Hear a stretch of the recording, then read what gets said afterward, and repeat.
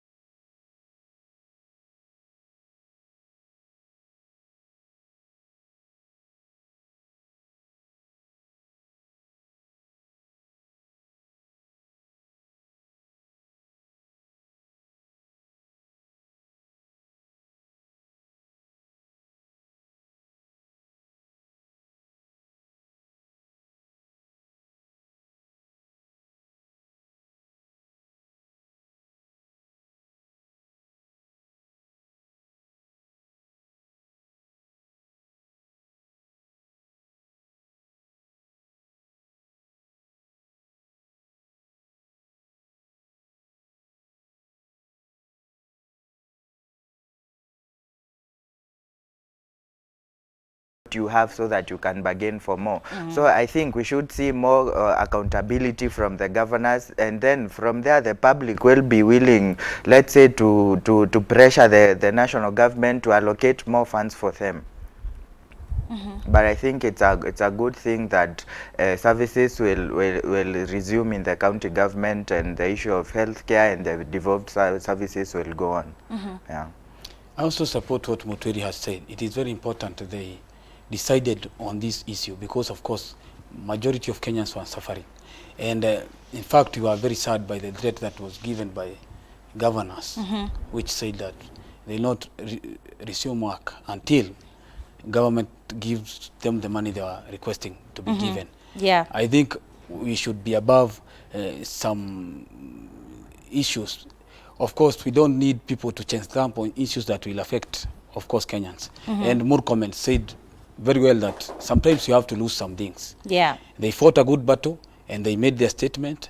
They had their say, but at least they had to lose this because of the plight of Kenyans, because Kenyans need these services. And we thank senators for that. At least they are showing leadership. And I believe Kenyan senators, for quite some time, they have shown leadership in different issues. And Parliament, the National Assembly, should emulate senators. Yeah, and this is also important to know because yesterday there was a story that was covered in one of the dailies that, for example, Kwale County returns monies every year. The past 2 years, it has been returning like 2.9, million shillings. So having 316 billion seems to be enough since pesa inaregea anyway, right? Of course, I think it's unfortunate, as I said, that there are devolved functions for the county governments, but the utilization of money isn't being utilized to the fullest. I think this goes from the transition from the governors that were there in the first term and the second governors. The strategic plans the first time governors had put in place and the project they had in place, when the new governors come, they just trash that and start working on other things. So if there was something that was budgeted in the national government, government projects will be budgeted in a span of 3-4 budgetary years, that kind of a thing. So if a governor will come and put some the money he gets in his project and leaves the project of his predecessor up and it won't take up, I think, and then we have the issue of roads are not being being built, water, we have the issue of sanitation, we have the issue of schools, ECD. So I think governors should utilize all the money and then before the end of the year should go back to the people and say, I've spent all the money I was given, please tell the national government to add us more money. Yeah. Before we go on, remember when we started earlier, we said that the ex-president Mugabe died this morning and he was receiving treatment. He's died in Singapore hospital this morning. According to the news here I'm getting from one of the sites is that sources say already people have started sending condolence messages and he was battling just ill health and President Emerson Mnangagwa told the cabinet meeting 2 weeks ago that doctors had actually discontinued treatment. Now remember, Mugabe was ousted from power in a military coup in November 2017 and was being treated in Singapore since April. And he's been the president since 1980 till 2017. And I remember us discussing here about our African leaders, but this morning Mugabe passed on. Let's continue with the newspaper review, looking at the standard there. Eyes on the handshake as Jubilee storms Raila's backyard. Now we have the stakes are high in Kibra parliamentary by-election projected as dress rehearsal for upcoming national politics contents. And the story continues on pages 5 there. Majorly just focusing on, Mariga being one of the candidates for Jubilee and headed to a stronghold, or rather what is reversed as the stronghold for Raila Odinga. What do you think about that, Kuria, if I may ask? I believe Jubilee is organized, and it has always been organized than ODM, because ODM takes a lot of time in making decisions. And you saw yesterday, all aspirants decided to support Mariga. And if you look carefully, now called supporters. But as you say, Jubilee is organized. Rather, according to the paper here, it also says that some members of the Jubilee are actually going to support the ODM candidates. Yes, I believe some, like Minor Commander and Moses Kuria have come out openly saying that they support. But you have also to factor in the politics that are being played in the country. Some leaders are in different functions. Mariga is viewed as Ruto's project. That is how it's viewed. And if you look at Commander has been very vocal against DPs, what DPs has been doing, early campaigns, saying he has been disrespectful of late to the president. So I believe this Mariga issue has been turned into 2022 campaign issue, or it has also brought the issue of handshake politics or the issue of BBI politics. I believe that we have two functions. One function for Raila Odinga, which is viewed by some as being supported by the president himself, and one side for William Ruto. And I believe Ruto won because Jubilee had indicated through Raphael Tuju that they will not field a candidate. But there was pressure, and now they have a candidate. I believe the person who is calling shots now in Jubilee is William Ruto. Despite the fact that Minor Commander and Moses Kuria will support, and Kutunyi will support ODM candidate, it seems Jubilee is putting his house in order and is being listened to by the members of Jubilee family. And the people who believe in Jubilee leadership believe in the DP leadership, and they are being inspired by DP leadership. Commander has been a rebel, and of course they have been even before elections, before he lost elections for Starehe seat to Jaguar, there were claims that he was not loyal to the deputy presidents, and it seemed that worked against him, because the people who are loyal to the deputy president won seats in Nairobi. So it seems maybe DP has decided to go his way without even those few rebels, and he has actually said those rebels don't even belong to the party. They behave as if they don't belong to the party. And they have always supported the enemy. And I'll mention someone like Gonjiri Wambogo. He stayed in Jubilee.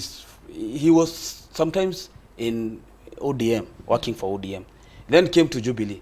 Then after coming to Jubilee, in Jubilee, there was an agreement that President Kenyatta will rule for 10 years, then William Ruto will take over from him. Then the people who have been very vocal against this idea, one is Gonjiri Wambogo, who had his roots in ODM. So I believe some people maybe have been working secretly for opponents in Jubilee, and Jubilee has to put its house in order. Munene, do you agree with that? But I don't. You know, Kuria is well known for giving out very unsubstantive comments on that he makes. The first one being that when he said the one calling shots in Jubilee is the deputy president, I think you're misleading anyone who is watching us, because we know the party leader of Jubilee is the head of state, and in the structure of Jubilee, the party leader, whatever he says, his assistants and everyone below him, including the deputy president, should follow to that. The other thing him saying the MP for Nyeri had his roots from ODM. The DP has his roots from ODM. He came from the infamous Pentagon up to when he formed URP and then joined to form Jubilee. So in this country, the only leader I can say as a party in the longest standing, you can either say the KANU, which is held by Gideon Moi and Mr. Odinga. After he formed ODM, they have remained in their parties. The rest of them, Kenyatta came from KANU. At one point, we didn't know if he was in NAC Kenya or he was in PNU. We eventually emerged having formed TNA, which is, he wasn't his party. We hear that he bought it from. That set aside, a lot can be said from that. When it comes to the issue of Kibra, currently as it stands, Jubilee has two camps. We see the camp that supports the head of states, and there is a camp that seems supporting the deputy president. So and history will tell us that the Kibra and the larger Langata region has been an ODM stronghold.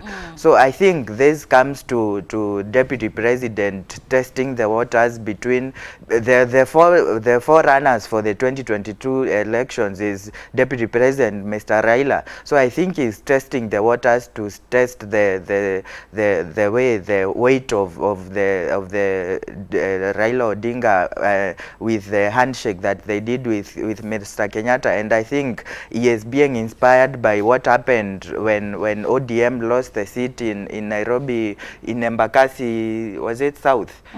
So I think, and at the end of the day, I think this is good for democracy. When Jubilee will field a candidate, ODM will field a candidate, doesn't mean we have to die because there are people contesting for political power. I think it's good for a democracy. We shouldn't read too much into Jubilee and before ODM. Before we proceed to the next point, Motweri has talked about assumptions I have made. Of course, we are talking about reality. Commander and Gonjiri has been very vocal against the deputy president, who is deputy party leader of Jubilee. But don't you think that is the whole idea of the handshake? The idea of handshake was to include everyone, but it seemed it was meant to exclude some. And I not even say some. It was meant to exclude the DP. DP, it was natural for DP, of course, to fight for his space in political scene. And I want to tell Mutweri, he has talked about Ruto once being in ODM. I tell him Ruto started disagreeing with ODM leadership in 2009. And by the way, people like Ngonjiri came out of, I'm saying they are still smelling of ODM because they came from ODM the other day. The other day in the previous, in the 2013 election, they were still working for ODM. And I believe we must subscribe to reality. We have two camps here. We have Kieleweke and we have Tanga. And this campaign is about Kieleweke and Tanga. Mariga belongs to the DP side, which of course is being supported by Tanga side and Tanga MPs, which I'm saying they have control of Jubilee because they are having their way.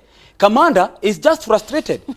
Commander is frustrated. Commander has just said that I support the because if they had power, they would have stopped Mariga from being given ticket, or they would have said now because we have handshake, we not have a candidate, and it happened in Embakasi South. They did not field a candidate, but people who are close to DP were not happy, and now they have made their statement. They have said we have a political party, we have a future.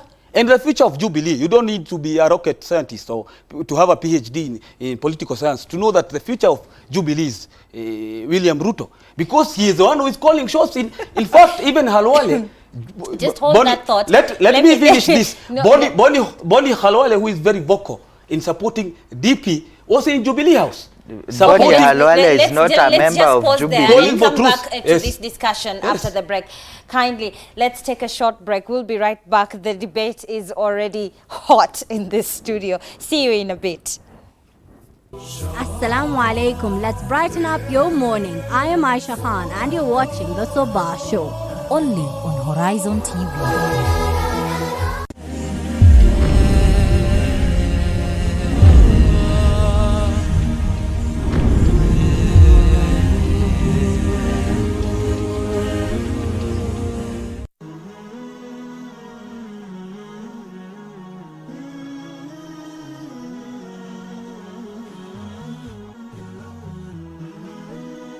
Horizon TV, the beacon for the nation. On the next episode. Na kuna baadhi ya mababa ambao kwamba badala pia kuelekeza watoto wao mambo mazuri wanaoelekeza katika mambo mabaya. Wewe baba unakula miraa kwa nyumba, unakunywa pombe kwa nyumba, wakati wa swala umepita dhuhuri, asr, magharib, wewe umekaa unaendelea kula. Na ila hali unaongoja ama una-expect mtoto wako aje kuwa swahaba. Mtoto anakuona hauswali wala miraa. Na kuna baadhi ya nyumba tumeshuhudia na macho yetu. Si stories za kuambiwa. Haijafanyika Maka wala Yemen, hapa Nairobi. Baba anaenda nanunua miraa kilo kadhaa. Miraa inaekelewa kwa sinia kama pilau. Wallahi, kuanzia mtoto firstborn mpaka wa mwisho wote wanakaa, na mke kabisa, wote wanakaa kwa sinia wanakula miraa kama pilau. Hebu niambie nyumba kama hii ni nyumba gani ndugu? Na hii tuzungumzia nyumba zingine. Nyumba ya Kiislamu, nyumba ina Muhammad, nyumba ina Abdurrahman, nyumba ina Abubakar ndani, nyumba za Kiislamu.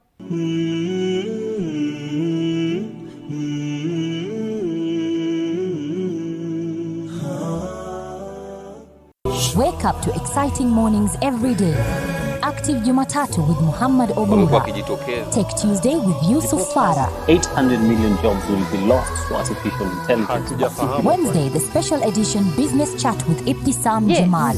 All about your health on Healthy Thursday with Mariam Mwacharo. Aisha Khan with thorny pertinent issues every Friday on the round table. Fresh discussions, direct probe in Sabah Show, only on Horizon TV.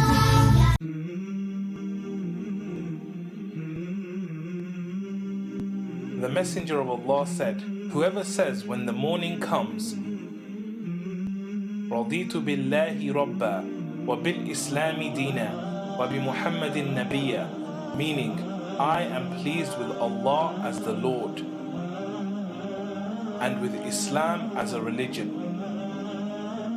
and with Muhammad sallallahu alayhi wasallam as a prophet. Then I am the guarantor that I will take him by his hand until I put him into Jannah.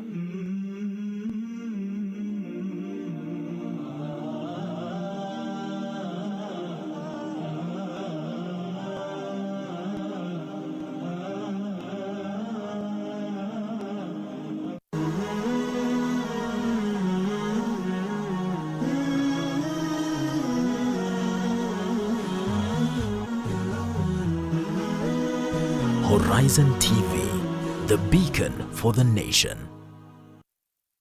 Assalamu alaikum. Let's brighten up your morning. I am Aisha Khan and you're watching the Sabah Show. Only on Horizon TV.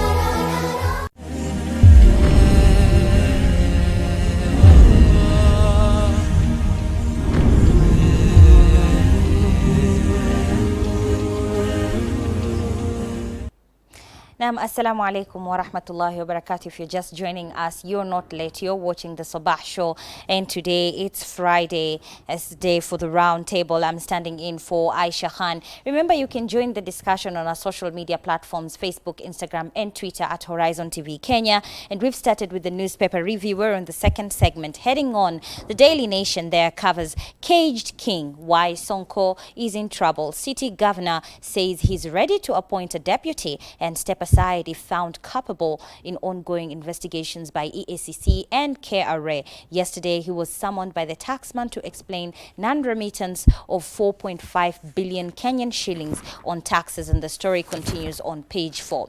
And taking this move, I think this is going to be a good move if he's found culpable. Then if he steps aside, this is actually a very good example in leadership, right?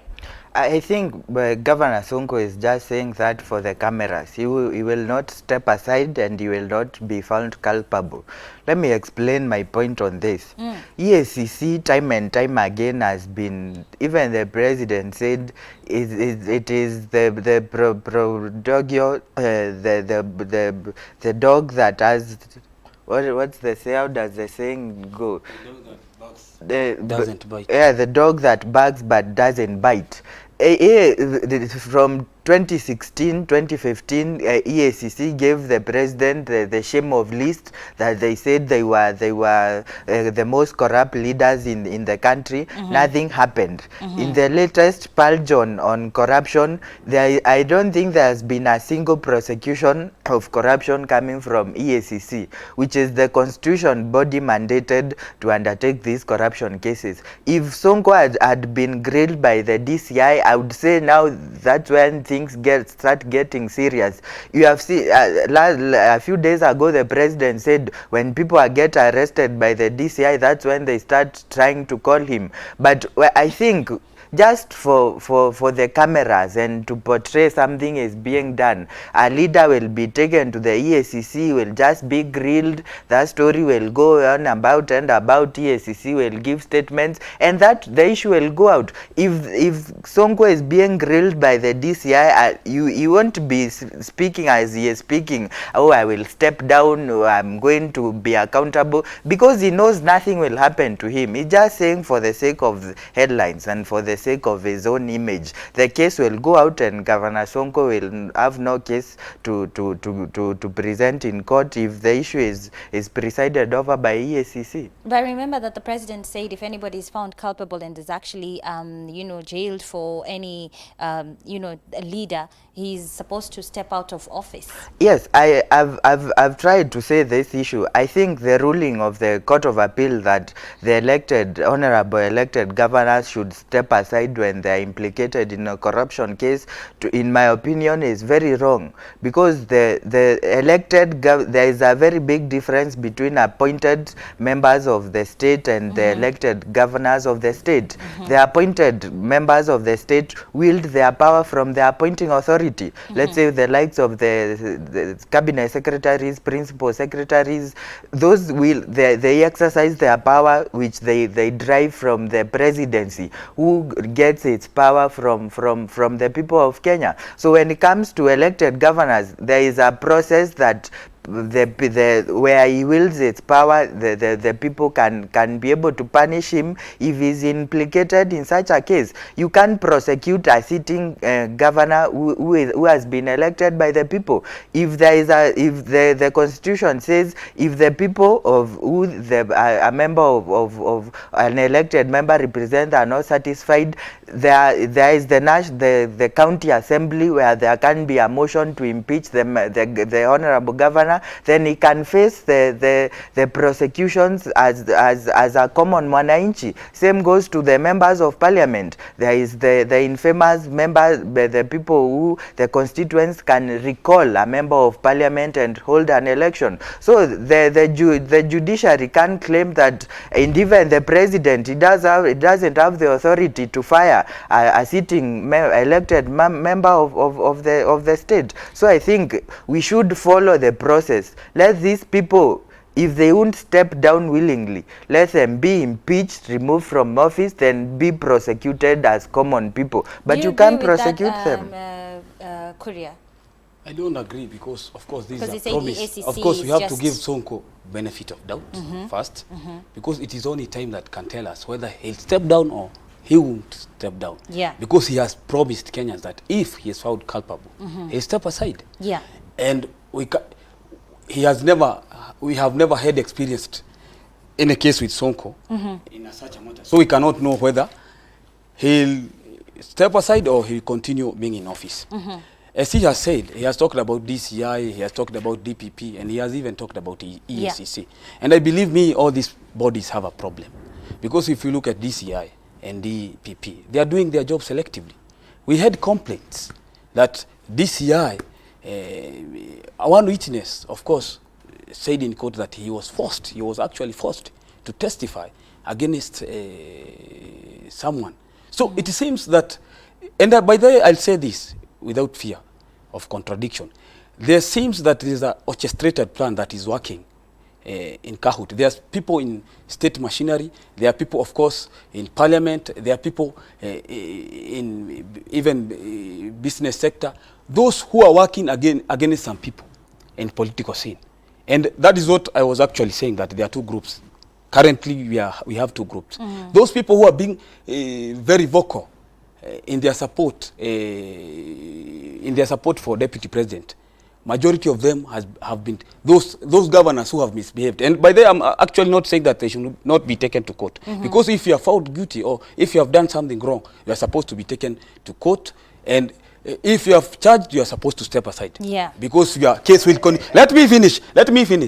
If you look carefully, the only people who are being charged are those people who are very vocal in their support for deputy president. But if you look on the other side, the people who are being mentioned in scandals, they are not being charged. And we are even hearing of some things that we would not have wanted to hear. Something like, I was forced to testify against someone by DCI. That puts the integrity of the whole process into question. Okay, let's Mutwiri should not only blame EACC. He should also blame DCI and DPP. Mutwiri, what's your comment because on that? they have Let's just hear from Mutwiri, please. Let's just hear from Just Mutwiri. give me my time. Yes, Macharo, I won't go to the politics that Kuria is saying, those who are vocal and those who are not vocal. What the public needs to understand, and the local person on the ground needs to understand, when a leader says, when I'm culpable, when I'm found guilty, that's when I'll step down. I'm not an advocate or a lawyer, but in communication, the wording and the context is very important, and what is being said in that. And I think that's where we get it wrong. One, there is the principle of, one is you are assumed not to be guilty until proven to be guilty. Yes. So the point that the governor says, when found culpable, that means you have to take him through the whole process, the investigations. You will still be a sitting member. You will be assumed to be not guilty, to be innocent. You will be charged in court.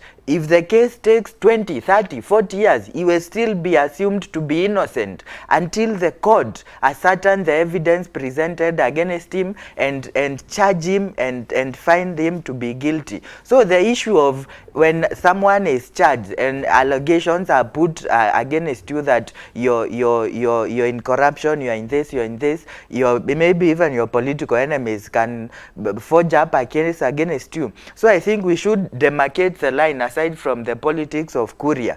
The semantics of the law and how it should be expounded and explained to the people. And I think that should go to the mandate of the media of this country, explaining to people there is a difference between someone being charged and the constitutions give someone the outright will that you are assumed to be innocent until the court finds you guilty. Let's shift gears and take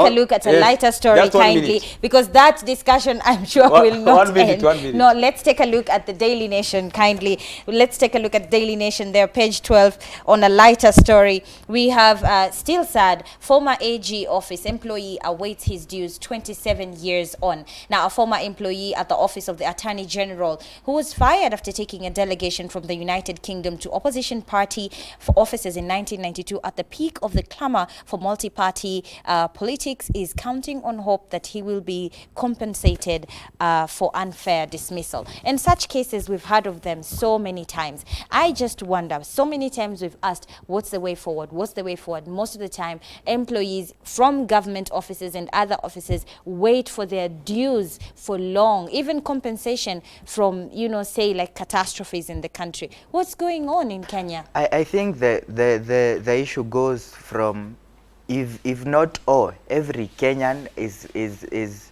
as practice or thought of practicing corruption in their lifetime. So this goes about the people in power will be so hard to the common mwananchi, telling them we are governed by the rule of law and we should follow the rule of the law to the latter. But when it comes to, does the government follow the rule of law to the latter? Does the government follow the constitution to the latter of it, as it expects the citizenry to follow the rule of the law? It goes to dismiss the authority of the constitution and the authority of the laws that we have, when the state time and time again has gone against the rules and judgment of the judiciary and the interpretations of the law. We've seen it coming when the case of when Matiang'i, he has been found in contempt of court, but he has been the attorney, the Inspector General of Police, former Inspector General of Police, Boynet, was asked by the judiciary to arrest him. But as a country, the state does not follow the rule of law to the latter, because if they do as they expect the citizens to follow the rule of the latter, if the judiciary rules out this person should be compensated, this should be done, the money should be released as fast as maybe the state had charged them or the state had committed the crime against them. But I won't blame all the wrongs on state. We have very corrupt elements in government where the money, before it comes from treasury, reaches the common person that had made that issue. It is like a pot of rice that is being passed along a chain, that everybody will pick a scoop and eat a part of it and eat a part of it. Before it reaches the intended person, there are only 2 grains of rice left for that person. Kuria, what's your take on that? Again, I ask, do you think there should be an overhaul of the whole government? Actually, we should have an overhaul of the whole system, because as I have said, the institutions are not working for the interest of the Kenyans. They are working for the interest of few people. Themselves. And this is what we call impunity. And by the Mutwiri should not try to sugarcoat impunity by saying that the money that is supposed to be given to this AG is like a pot of rice, which should go a very long process. Listen. I gave you a time. Protect me from this. It was a simile. You made a direct. It is a simile. But he is trying to say that, of course, he is trying to justify that this process should be long and should take... No, I didn't justify. So, I listen. Analogy. I was not ever talking so, when you were so talking. So you should just give me time to express myself. Korea, kindly bring up your So point. what we are trying to say is I have my friends who are actually fighting in second liberation. Jenga Kaberere, who are somewhat even dismissed in their place of jobs because of course being perceived to be sympathetic to the opposition cause. And by they took a very long time. Some were being told, for you to get your money, you have to part with some money so that you can get your money. And actually some, listen, and actually some parted and they got their money. But that is not how things are supposed to work. We are in Kenya and we have seen these things. I know Mutweri, he has not been in the streets, working with those who have been in the streets. We have been in the streets as student leaders, and we have worked with those who are before us, student leaders, who actually suffered under state and who actually awarded compensation by courts, but they could not get this compensation on time because some people somewhere wanted some part of their... So what's the way forward? Very so quickly, we should overhaul the whole judiciary, even the DPP, DCI, those people are working. In fact, they are serving justice selectively for the things they feel that they are important to do. I think Macharo, I should have a minute to respond very when quickly, he accused a few me. I haven't been fighting for what is justice in this country. I will answer to Banakuri and tell him it's very unfortunate he is accusing me of such grave allegations because I come from a lineage of people who have served this government since time immemorial. My grandfather fought in the liberation of this country, the independence you're enjoying in Mau Mau.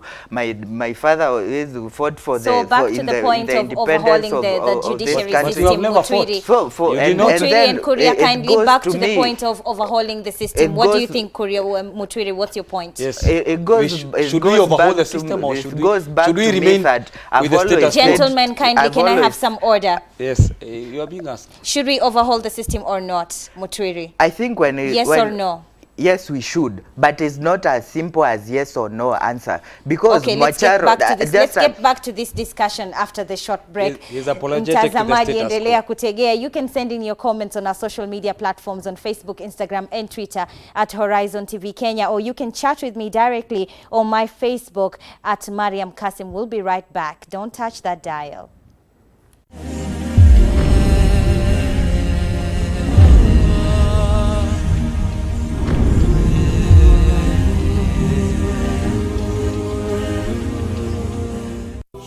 Assalamu alaikum. Let's brighten up your morning. I am Aisha Khan and you're watching the Sabah Show. Only on Horizon TV.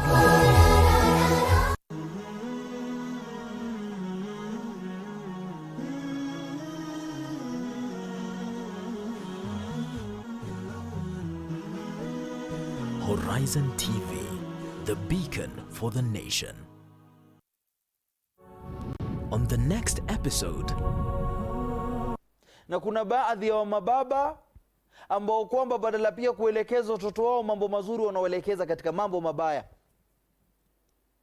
Wewe baba unakula miraa kwa nyumba, unakunywa pombe kwa nyumba, wakati wa swala umepita dhuhuri, asir, magharib, wewe umekaa unaendelea kula, na ila hali unaongoja ama unaexpect mtoto wako aje kuwa swahaba. Mtoto anakuona hauswali wala miraa. Na kuna baadhi ya nyumba tumeshuhudia na macho yetu, si stories za kuambiwa, haijafanyika Maka wala Yemen, hapa hapa Nairobi. Baba anaenda ananunua miraa kilo kadhaa, miraa inaekelewa kwa sinia kama pilau. Wallahi, kuanzia mtoto firstborn mpaka wa mwisho wote wanakaa, na mke kabisa, wote wanakaa kwa sinia wanakula miraa kama pilau. Hebu niambie nyumba kama hii ni nyumba gani ndugu? Na hii tuzungumzie nyumba zingine. Nyumba ya Kiislamu, nyumba ina Muhammad, nyumba ina Abdurrahman, nyumba ina Abubakar ndani, nyumba za Kiislamu.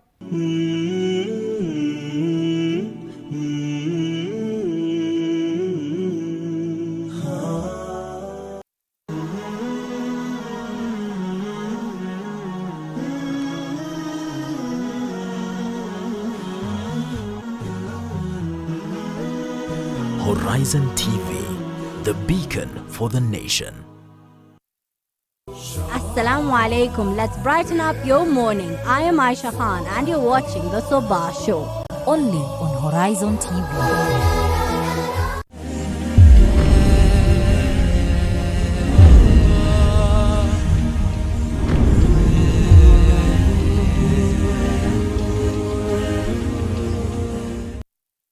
Thank you very much for continuing to watch us on Horizon TV, the premier Islamic TV station. Mtazamaji, tuko katika awamu ya tatu na ya mwisho ya uchambuzi wa magazeti. Leo ikiwa ni Ijumaa, siku ya the round table. I'm standing in for Aisha Khan.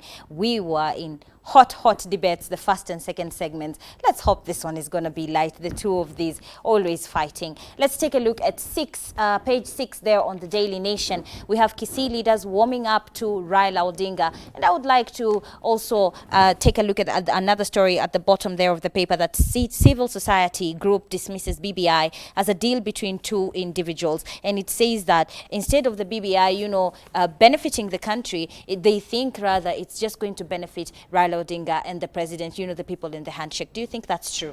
I've always said the problems ailing us as a country emanates from when people go for the presidential seat.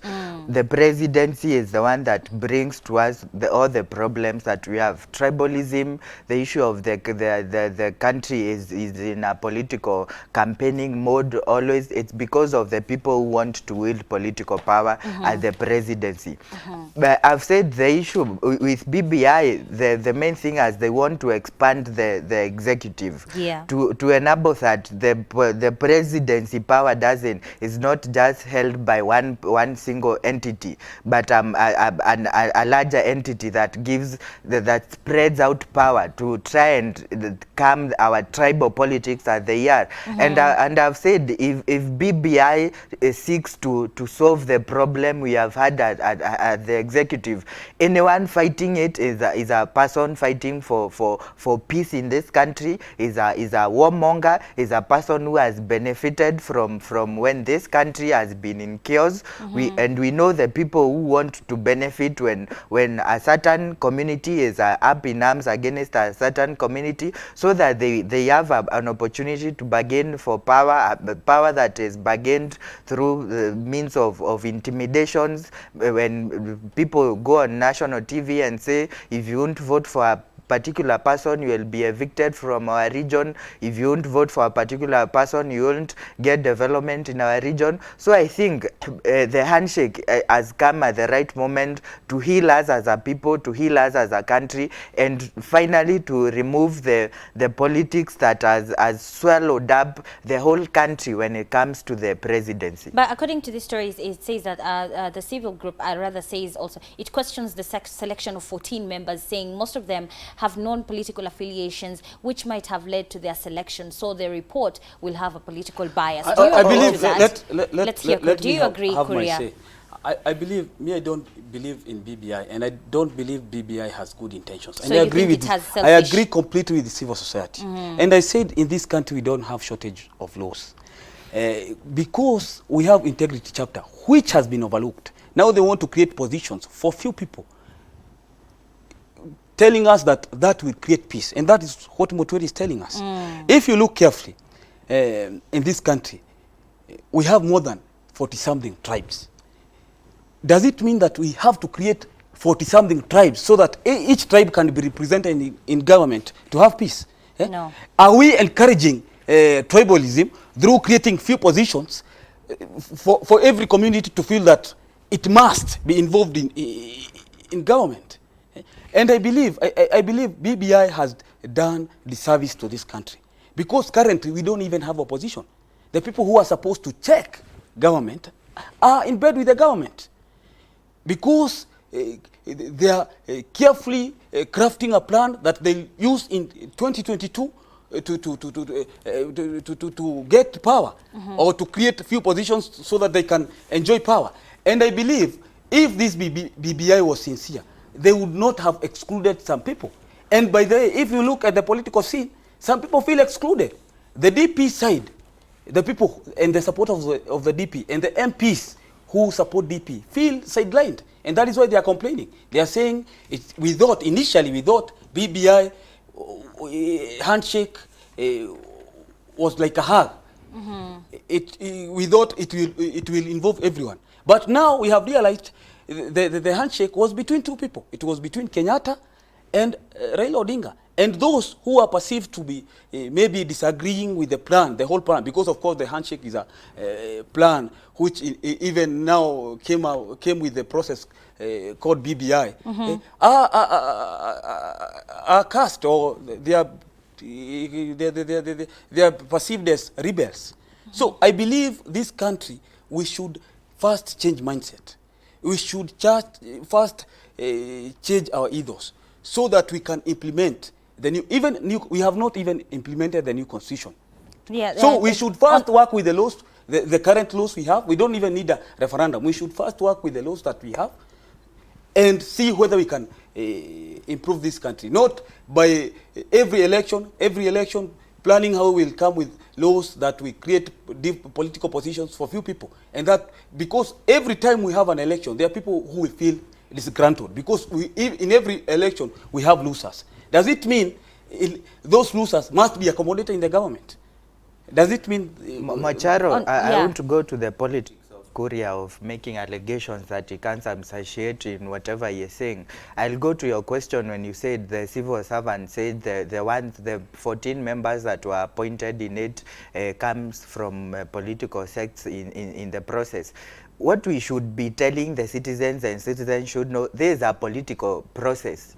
You don't expect it to have any other people. They will have politicians. The initiative of changing the constitution is a political process. We won't go and get doctors and journalists like you to form a commission to undertake a political process. So because it's a political process, you don't expect us to go and get any other people who are not politicians to undertake the process. I think the question and the answer is as simple as black and white. It's a political process, we get politicians. It's a medical process, we get doctors. It's a communication process, we get journalists. Yes, so, and on that note also, there is a comment that just came in, and somebody says about what Kuria has said, that it was supposed to be a hug. He says that the country, of course, is going to be definitely divided to the leadership and the opposition. So the handshake is representative of the two, and it should also work towards uniting the two. Let's move on to another interesting story. Let's take an Islamic perspective rather. Katika gazeti letu la Taifa Leo pale ukurasa wa 6 kuna habari pale afisi ya kadhi yakerwa na ongezeko la talaka, na habari hiyo inasema kwamba kadhi mkuu Sheikh Muhammad Ahmed amewahimiza wazazi kote nchini wawape mafunzo vijana kuhusu maisha ya ndoa ili kuepuka talaka zinazoshuhudiwa kwa wingi. Na hiyo habari inaendelea kusema kwamba baadhi ya matatizo ambayo yamepatikana ambayo yanasababisha talaka ni kama pengine kwa wanandoa kuishi mbali. Alafu pia imeweza kusema pale kwamba wanawake hapo zamani walikuwa a bit more submissive, yani walikuwa wanasema kwamba wananyenyekea. Na habari hiyo pia inafanana na nyingine pale The Star, tukiangalia ukurasa wa 7. The Star says women rights to blame for rise in divorce cases. Apart from these other reasons, the Qadhi there says that women used to be submissive 100%, and now that they know their rights and they're demanding for them, that is what is causing divorce cases. I have two questions. Do you agree that parents should tutor, wanafaa wafunze wanandoa kabla hawajaingia katika ndoa kuhusiana na masuala ya ndoa?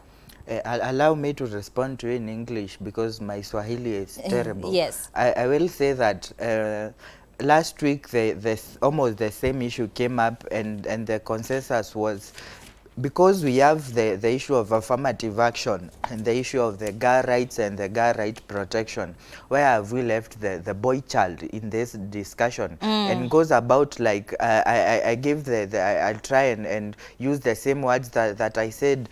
In the century that we have a different kind of woman in our society. A woman who works, a woman who wants, a woman who when she's talked to, she can talk back, a woman who is no longer in the kitchen, a woman who has a career, and a woman who can take care of her needs. So it goes about to where did we leave the boy child to be able to integrate himself the kind of the woman that has been brought up in the society that we have, because we've concentrated in giving so much empowerment to this woman, and we've left the boy child in the 18th and 17th century of how things used to work. But why does the boy child remain there? The boy child should also up his game. And one thing to note also, Kadhi Walamu, he says that drug is the main reason why marriages are breaking right now. I think it wouldn't be fair for me to comment in the Muslim perspective of it. Kuria will take that. I'll comment, as you said, why is the boy child left in the larger society of that. I'll give you a different perspective of me being a non-Muslim and having passed through the traditional rite of passage. When you go through that, you are initiated in the ways and the process that the community followed since time immemorial. You are told when you talk to a lady, she shouldn't look to you straight to her eyes. When you speak to her, she should not speak back. When you enter into a room, that's why I'm saying that's how I was taught when I passed through the traditional rite of passage. But then I come back to here, I find myself in a place, in my workplace, where my immediate boss is a lady. So it goes, what happens? What do I do? Do I put my tradition ahead, or do I just cow down and be like a useless person, swallow my ego apart from what I was taught? So in short, then the traditional teachings should change so that they can encompass the new era. Kuria, what do you think about that? Wanandoa wanafaa kupewa mafunzo, vijana wanafaa kupewa mafunzo kabla ya kuoana. Vijana wanafaa kupewa mafunzo kabla ya kuoana. Na umezungumzia kuhusu unyenyekevu. Wanawake walikuwa nyenyekevu, na hiyo ilikuwa inachangia katika kufanya ndoa iwe pamoja, ndoa zisimame. Najua ukiangalia mwanaume na mwanamke wameumbwa tofauti. Na si kusema kuwa mwanamke kuwa mnyenyekevu ni kuonyesha unyonge. Haimaanishi hivyo. Kuwa mnyenyekevu ni kusema ya kwamba mwanaume ameumbwa tofauti na kuna ile mwanaume anajihisi kama dume na anafaa kusikizwa, na pia mwanamke anaelewa akili yake, anajua kwamba kama nataka kuitisha kitu kutoka kwa mwanaume nitanyenyekea na nitapata chenye nataka. Lakini siku hizi imekuwa ni kuvutana, wote wanavutana. Mwanamke anafunzwa akuwe kama mwanaume, naye mwanaume anakuwa kama mwanaume. Na sasa kwa nyumba ya kuwa mwanamke anafunzwa kuwa kama mwanamume ni kwa sababu mwanamume amezembea katika kazi yake. Wengine hatuwezi sema ni kuzembea. Ukiangalia nchi za kigeni ambazo watu wote wanafanya kazi, wanaenda shule vizuri, na pia wote tunaweza sema ya kwamba wanatia bidii katika maisha yao, utapata ya kwamba pia talaka ni nyingi mno. Ukienda nchi kama ya Marekani, talaka ni nyingi mno, kwa sababu lazima kukue na mmoja katika nyumba atanyenyekea. Na vile Mungu ametuumba, mwanamke anafaa kunyenyekea, na si kusema mwanamke ni mnyonge, ni kiumbe dhaifu, ama ni kuonyesha anaonyesha unyonge kwa kunyenyekea. Ni kumaanisha mwanamke ana uwezo wa kunyenyekea. Mwanaume pengine ameumbwa na ile kujihisi dume. Kwa hivyo lazima pia na wakati mwingi tumeona mwanamke akinyenyekea kwa mwanaume anashinda mwanaume. Kama ni kitu alikuwa anataka kwa mwanaume anapata. Kama hata ni pengine mwanaume atagundua baadaye mambo yenye nilikuwa siko nimepanga kufanyia mwanamke hivi, lakini mwanamke amenishinda ama amenizidi kwa ujanja. Sasa kwa hiyo unasema kwamba mwanamke ameumbwa kuelewa, kwa hiyo anafaa kuelewa mwanaume, kwa sababu sana hata wanyama wameumbwa tofauti. Kuna mnyama wa kiume na mnyama wa kike, na wote hawafanyi mambo sawa. Haya, tuelekee katika story yetu ya mwisho tukiwa tuna dakika kama moja pale, ya dakika moja tu, very quickly, just your opinion. There's a story there on the Star page 3. NTSA confiscates license of a driver captured using the phone. And you know, some of our drivers become very reckless, and I think we should congratulate NTSA for doing such things, because the rate of accidents yesterday, according to one of the dailies, has actually increased, you know, in Kenya, and people are actually dying more from accidents, and it is just from such reckless behavior. So do you think we should actually hail this? I think we should. Very quickly. We shouldn't hail sorry. I think we shouldn't hail the proceeds of a failed system. the transport system in this country is in a mess, and I think as it is, it can be salvaged. It goes back to the issue of the work ethics and how our workers treated. How is labor provided in this country? We have countries that set aside a person should work for 8 hours, rest for 8 hours, and maybe you are left with 8 hours for entertainment, for prayers, for religion, and that kind of a thing. But what happens, especially when it comes to our transport sector, we have people in Nairobi, people don't ask these questions. We have matatus in Nairobi operating 24 hours in a day, long haul matatus from Homa Bay to Nairobi, a 16-hour journey. And people, drivers, the investors will give you a vehicle, and then they will you are given you are not given time limits, but you are given the limits that you should remit to them in a day. Okay, so it goes about comment very quickly, Kuria. 3 seconds. Time is up. I believe NTCA is doing a good job. You know, Mutweri loves hailing people at the top, the system at the top. But when we have when we have shrewd people at the bottom in NTCA who want to change society for the better, he can't hail them. These people. So you think NTSA should actually come back to the roads? If they change people at the yes, they are doing a good job. And if they change people at the lower level, these people will become cautious when doing things. And by the way, even the system will change because, of course, the leadership reflects the society, the people who are at the bottom. Thank you very much. Thank you very much. Definitely, this was a very heated and hot newspaper review. Mtazamaji, do not go anywhere. When we come back, we'll be beginning our roundtable episode, and today we'll be discussing female genital mutilation in the country. We'll have with us somebody very vibrant and an activist on the same. See you in a bit.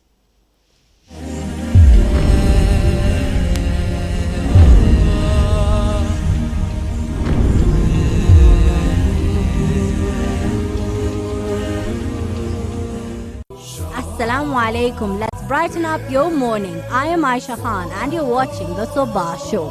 Only on Horizon TV.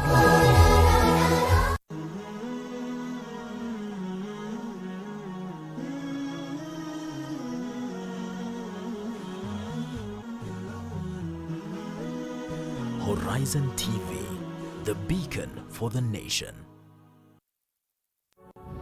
On the next episode. Na kuna baadhi ya mababa ambao kwamba badala pia kuelekeza watoto wao mambo mazuri wanaoelekeza katika mambo mabaya. Wewe baba unakula miraa kwa nyumba, unakunywa pombe kwa nyumba, wakati wa swala umepita dhuhuri, asr, magharib, wewe umekaa unaendelea